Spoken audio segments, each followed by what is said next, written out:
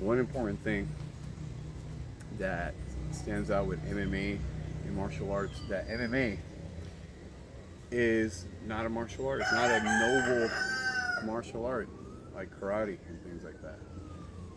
Um, Karate is about precision and control, right? That's why you train the whole thing with training bare-fisted, knowing you need to hit properly if you're hitting things bare-fisted. Whereas in like boxing, MMA, kickboxing, it's about aggression and points and things like that. So yeah, you form a better fighter for the purpose of combat sports. But again, if it's about forming a human person, this rooster, man, every time I do this. So you got to be real careful because it's the value system, and you see it reflected in MMA, boxing, combat sports, where there's money, gambling, and you can see how the slippery slope continues there. So when you're, as a fighter, you're training martial arts, you're training discipline, you're training to seek perfection of character, to be honest, to be a good person, to be hardworking, and to refrain from violent behavior. Whereas in the sport, it's about moving people up. A lot of people that move up, they find gullible people who'll do anything. They're great fighters, but they'll do anything to move to the top. If you know what I mean? They don't have limits on moral standing, so to speak, as long as they move to the top. And a lot of these people who are promoters, they know how to spot these people. They prey upon them, and that's how they cast them to the curb when they don't need them anymore.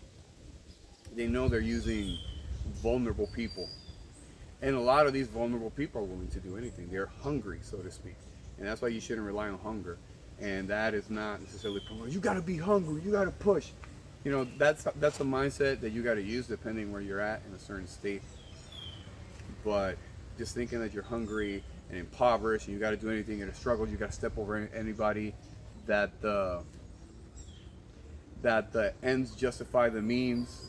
It doesn't matter who you trample over, that you can sell your soul in the process as long as you make it to the top. And then if you sold your soul, what do you have at the end? You see, that's the only thing that you can't sell.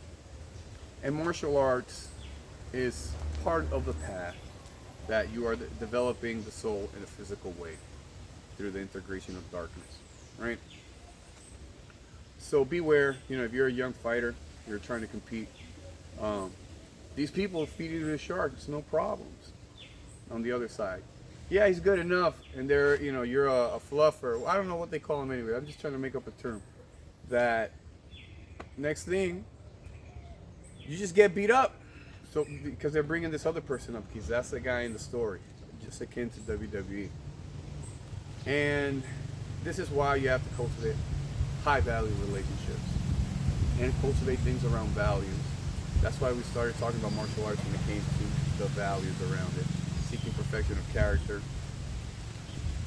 being faithful to your community, to your friends, to truth, to reality, to endeavor to excel, to become a better person, and to refrain from violent behavior. That's why we learn these things. We learn how to moderate our violence, the savagery inside of us, our animal part. And there's nothing wrong with that. It's that we have to harness it correctly. And that's why we do sport. But again, you have to understand the nuance and the difference and how to navigate that. And that's what I'm trying to warn. I'm not trying to say that MMA is evil. All promoters are evil. And it's just darkness. It's just like, there's light and there's darkness. And I'm trying to warn you so you can navigate it properly. Don't just do anything for money. Everything for money. But know what you're getting yourself into and do it carefully.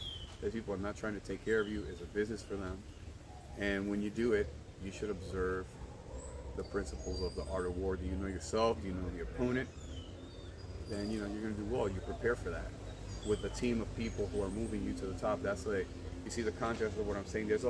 For a fighter to move to the top, there's a lot of people behind him, a lot of people in different ways. Some positive, some dark forces, some are a mix. But again, notice that, and these forces are also against you at all times. So you have to be aware of that. Train your keep training, do your martial arts the best, but don't romanticize the sport. The sport will eat you up. Likewise, the thing with going down to the sense, all that bullshit too. But consider.